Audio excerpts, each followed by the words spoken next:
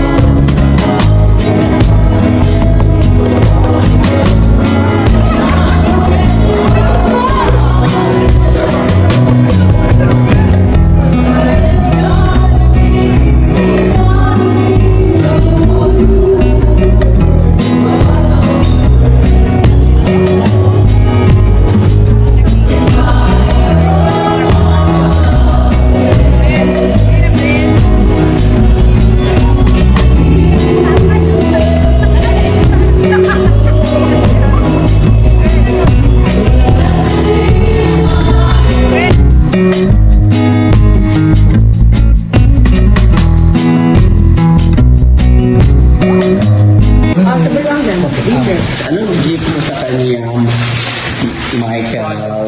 Wow! Lang ko lipstick. Love it. Yan yung makaya ko. Wow! Wala, yun lang makaya. Dapat bawasan mo yung binigay na charot lang. Wala ko.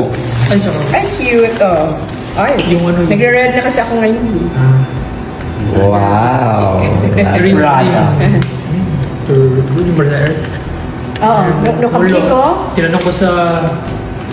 Pati lang ako Olivia, wala. Christmas mo sa akin. Olivia, wala sa airport, wala sa... Ah, talaga? Sa BB line, wala. Ay, asan ito mo pala? Ito mo. Korean to siya, Korean. Ano mo? Kahit ito.